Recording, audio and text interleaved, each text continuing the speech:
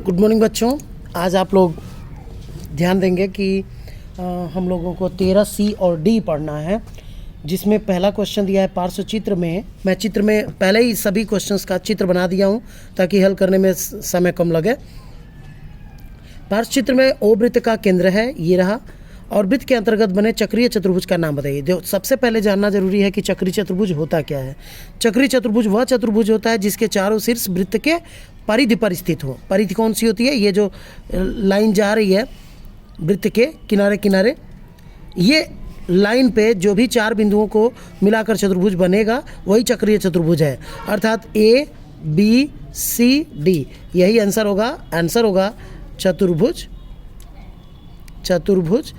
A B C D चक्रीय चतुर्भुज है। ठीक है, इस तरह से पहला आंसर हो गया। दूसरा पूछा है कि दिए गए बिंदुओं में, ये बिंदु दिए गए हैं, कौन से बिंदु चक्रीय या एक वृत्तीय हैं? कौन से बिंदु चक्रीय माने जाएंगे जो इस परिधि पर स्थित होंगे? तो ये बिंदु होंगे आपके A B E तथा F।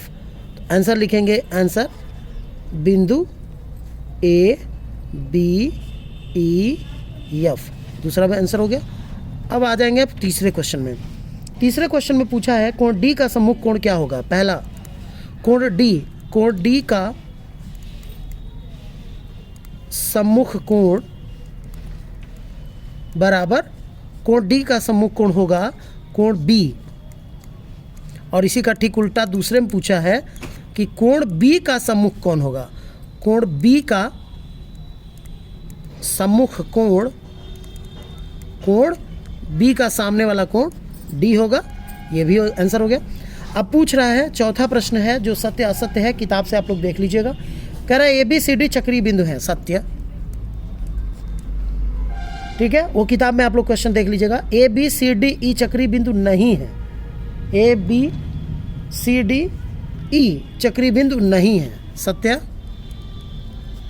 तीसरा है ABCDEF चक्रीय बिंदु नहीं है। AB ये भी सही है, सारे के सारे चक्रीय बिंदु नहीं है। ABC का सम्मुख कोण D है, सत्य। पांचवा देखना, चतुर्भुज BCDA चक्रीय चतुर्भुज नहीं है। BCDA चक्रीय चतुर्भुज नहीं है, ये असत्य है। ठीक है। छठवां है ABCD एक चक्रीय चतुर्भुज है, ये भी सत्य है। और पूछा है कोण B का सम्मुख कोण C है, ये असत्य है आपका। ठीक है, इस तरह से आपका एक अध्याय खत्म होता है। अब आप लोग आ जाएं सीधे सीधे प्रश्नावली 13D पर, जिसमें हमने क्वेश्चंस पहले से लिख रखा है, बस आपको सॉल्व करना कैसे है वो बता रहा हूँ। ठीक है, आगे जब बड़े क्लास में आप लोग जाएंगे तो उसमें भी इन सब चीज़ों के बारे में पढ़ेंगे, इसलिए यहाँ ध्यान देने वाली बात है। पहला दिया है, टिक करने वाला क्वेश्चन है, चक्रीय चतुर्भुज ABCD की भुजा AB को आगे E तक बढ़ाया गया है, बहिष्कोण CBE का मान क्या होगा? तो यहाँ पर आसान सा चीज़ बता रहा हूँ। एक नियम है कि चक्रीय चतुर्भुज के किसी भुजा को अगर हम आगे बढ़ाते हैं तो बनने वाला बहिष्कोण अपने दूरस्थ अंतः कोण के इक्वल होता है, बराबर होता है। यानी यह जो कोण होगा वो 115 के बराबर होगा। यानी आप लोग इसमें पहला 115 जो होगा वही सही है। पहला 115 सही विकल्प होगा। ठीक है, ये मैं काट रहा हूँ। इस तरह से आप लोग आंसर करेंगे। फिर पूछा है अगला जो दूसरा क्वेश्चन है, चित्र मैंने बना दिया है, उसमें आप लोग देखते रहिएगा। कह रहा है कोण A + D बराबर 180, और बोल रहा है कि ये जो AB रेखा है और CD जो रेखा है, यह AB और CD रेखा आपस में समांतर है। तो कह रहा है कि कोण A और कोण D का मान अगर 180 है और AB समांतर है CD के, तो ये कोण है। तो यहाँ पे भरने वाला क्वेश्चन है, तो पहले में आप लोग भरेंगे तिर्यक रेखा के एक ओर स्थित अंतःकोण, ये आपको भरना है। ठीक है, ये चीज़ उस खाली जगह में आपको भरना है। दूसरा दिया है B + D बराबर 180, क्यों? बी और डी का योगफल 180 है। क्यों?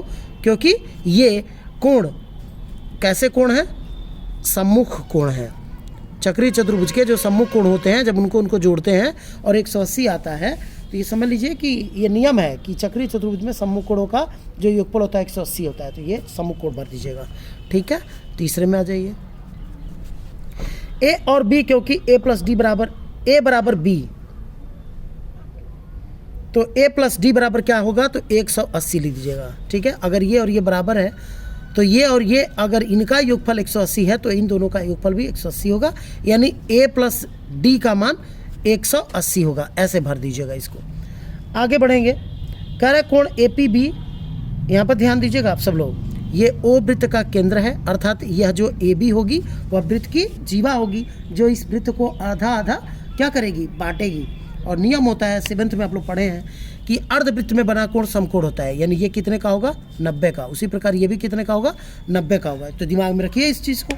आगे बढ़ते हैं। कह रहा है कोण ए बी सी तथा कोण A C B plus A P B का मान क्या होगा? पहले हमको जानना है, लिखा है कि ए सी बराबर है जीवा बी सी के, यानी जो ए सी जीवा है और जो बी सी जीवा है ये दोनों आपस में बराबर है। तो नियम होता है, यदि किसी त्रिभुज के दो भुजाएं बराबर हो तो सम्मुख कोण भी आपस में बराबर होता है। मतलब ये कोण और ये कोण आपस में बराबर हो जाएगा। लिखेंगे त्रिभुज ए, ये मैं एक दूसरे से अलग हो जाए इसलिए अलग कर रहा हूँ। कोण त्रिभुज ए सी बी में ए सी बराबर बी सी ऐसा लिखा हुआ है।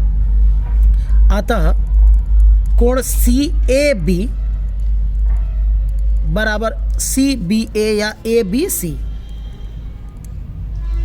माना कोण सी ए बी बराबर x, तो अगर ये x हो तो ये भी x होगा, ए बी सी बराबर भी x होगा। तो x धन 90, ये 90 का हो गया, बराबर 180, यानी 2x बराबर 180 माइनस 90, यानी 2x बराबर 90, यानी x बराबर 90/2 बराबर 45। अर्थात कोण ए बी सी बराबर कितना होगा? 45 होगा। तो ये आंसर तो आपने कर दिया। अब जो है यहाँ के ये पहला आंसर हो गया। अब कह रहा है कोण ए सी बी, यहाँ से आप लोग इधर मैं लगा दे रहा हूँ, देख लीजिएगा। कोण ए सी बी प्लस कोण ए पी बी बराबर क्या होगा? तो इसका मान क्या है? 90। A C B 90, A P B वो भी 90, तो 90 धन 90 बराबर 180। इसी पर आप ठीक कर दीजिएगा। इस तरह से आप लोग को तीसरा क्वेश्चन हल हो जाएगा। चौथा क्वेश्चन क्या है? चौथा क्वेश्चन है आपका कि कुछ इस तरह से एक फिगर बना हुआ है, ठीक ना, और इसमें बोल रहा है कि यह जो O है वृत्त का केंद्र है, यानी ए बी जो होगी वह क्या होगी? जीवा होगी, जो वृत्त को आधा आधा बांटेगी। आपको मालूम है अर्धवृत्त में बना कोण समकोण होता है, यानी ये 90 का होगा। उसी प्रकार यह भी 90 का होगा। अब हमसे पूछा जा रहा है कि सी ए डी और सी बी डी का मान क्या होगा? सी ए डी अर्थात ये पूरा कोण पूछा जा रहा है, सी ए डी मतलब ये पूरा कोण। तो अगर ये मुझे मिल जाए तो इसको और इसको जोड़कर मैं ये पूरा कोण का मान यानी सी ए डी का मान बता सकता हूँ। बिल्कुल उसी तरह अगर मैं ये कोण निकाल लूँ तो इसको और इसको जोड़कर मैं सी बी डी भी निकाल सकता हूँ। तो आप लिखेंगे त्रिभुज ए बी सी में, त्रिभुज ए बी सी में कोण ए बी सी बराबर 180 माइनस 90 धन 30। ठीक है, यानी हो जाएगा 180 माइनस 120 बराबर 60, यानी ये कोण कितने का हो गया? 60 का हो गया। इसी प्रकार कोण डी ए बी बराबर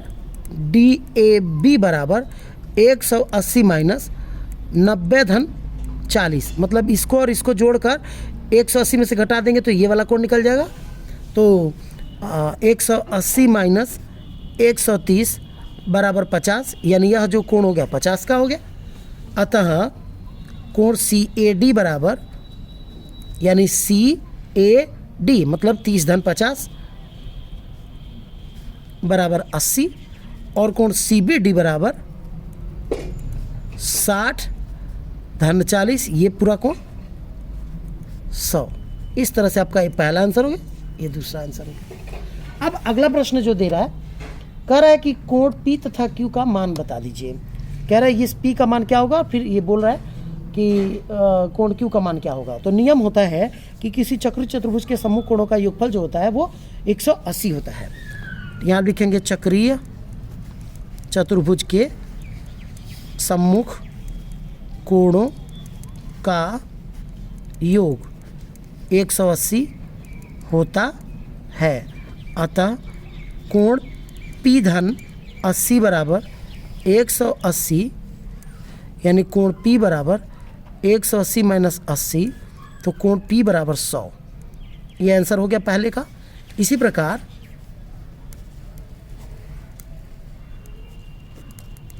कोण Q धन 85 बराबर 180, तो कोण Q बराबर 180 माइनस 85, यानी कोण Q बराबर 95। ठीक है, इस तरह से आप लोग इसको भी हल कर लेंगे। तो 5 क्वेश्चन हो गया। छठवां क्वेश्चन, अब उसके बारे में आप लोग देखेंगे। छठवां क्वेश्चन दे रहा है कि कुछ दिया हुआ है कि ये एक चक्रीय चतुर्भुज ACQP एक चक्रीय चतुर्भुज है, उसी तरह BPQD भी एक चक्रीय चतुर्भुज है। तो हमसे बोल रहा है कि इस प्रकार है कि APB और CQD रेखाखंड है। मतलब ये जो APB है वो एक सीधी रेखा है और CQD भी एक सीधी रेखा है। कह रहा है कि अगर कोण A 95 है, कोण C 80 है, तो हमसे पूछ रहा है कि कोण BD मतलब ये कोण कितने का होगा, D कितने का होगा। APQ अर्थात ये जो कोण है वो कितने का होगा, APQ कितने का होगा। और फिर पूछ रहा है PQD यानी यह जो कोण होगा वो कितने का होगा। ये सब चीज़ें आपको बतानी है, तो वो मैं बता दूं आप लोगों को कि कैसे होगा। क्या करना आप लोग कि सबसे पहले आप लोग को ये कोण निकालना मैं बता दूं। तो यहाँ लिखेंगे कोण, मैं किसी चीज़ के ऊपर रख लूँ, पेज पर लिखा था मैंने। कोण APQ बराबर 180 माइनस 80। थोड़ा शॉर्टकट चल रहा हूँ, अब आप समझते रहिएगा। इसको और इसको जोड़ने पे 180 आएगा, यानी अगर एक कोण पता है तो दूसरा कोण पता करने के लिए 180 में से घटा देना, तो 100 अंश का ये हो गया, पहला आंसर हो गया। ठीक है, अब जो है अब आपको बताने चल रहा हूँ कि पहला आंसर तो आपका हो गया कि APQ जो है वो कितने का होगा, ये निकल गया। अब कह रहा है कि 4 कोण बताना है, 1 2 3 4, ये चारों कोण बताना है। तो सबसे पहले आपको बता दूं कि कोण PQD जो होगा वो PQD किसके इक्वल जाएगा, सोच के बताइए। तो PQD कोण P, पहले QC निकाल दो, PQC बराबर 180 माइनस 95, मतलब ये हो जाएगा 85 का। ठीक है, आंसर नहीं है ये। 180 में से ये घटाएंगे तो ये कोण आएगा, ये वाला। ठीक है, ये वाला कोण आ जाएगा, और जब ये कोण आ जाएगा तो 180 में से इसको घटा ये वाला कोण घटाएंगे तो ये वाला कोण प्राप्त हो जाएगा। नियम होता है कि किसी रेखा पर बनने वाले दो कोणों का योगफल 180 होता है, यानी अगर ये निकल जाए तो ये निकल सकता है। तो यानी 180 में से ये घटाएंगे तो ये वाला कोण आ जाएगा। तो 8 9 8 17, 17 1 18। ठीक है, अब लिखिएगा अब या अतः कोण PQD बराबर 180 माइनस 85 बराबर 95। तो दूसरा आंसर हो गया। अब ये कोण निकल गया। इसी प्रकार अगर ये निकल गया तो ये निकल सकता है। तो कोण B बराबर 180 में से अगर इसको घटा देंगे तो ये निकल जाएगा, माइनस कितना PQD बराबर कितना 95, यानी ये कोण जो होगा वो 85 का होगा। ये निकल गया। अब ये कोण निकालने के लिए आपको ये कोण जो है वो पता होना चाहिए, तो ये कोण आपको पता करना पड़ेगा। तो इसको लिखिएगा Q या BPQ। कोण BPQ बराबर 180 माइनस इसको घटा देंगे तो ये निकल जाएगा। तो ये कोण कितने का था, ए पी क्यू कितने का था, ए पी क्यू हमारा 100 अंश का था, तो -100 कर दो, यानी ये 80 का हो गया। अगर ये 80 का हो गया तो ये कोण कितने का होगा, कोण डी बराबर 180 माइनस 80 बराबर 100, यानी आपका डी निकल गया, कोण बी निकल गया, कोण पी क्यू डी निकल गया और कोण ए पी क्यू निकल गया। 4 आपको बताना था, चारों निकल चुके हैं। तो इसको थोड़ा सा आप लोग देख लीजिएगा।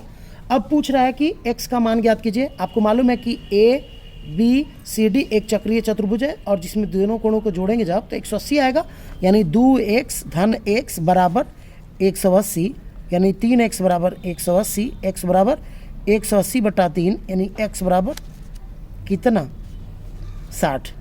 यही आंसर देना था। आज के लिए बस इतना ही, शेष हम लोग कल पढ़ेंगे। धन्यवाद।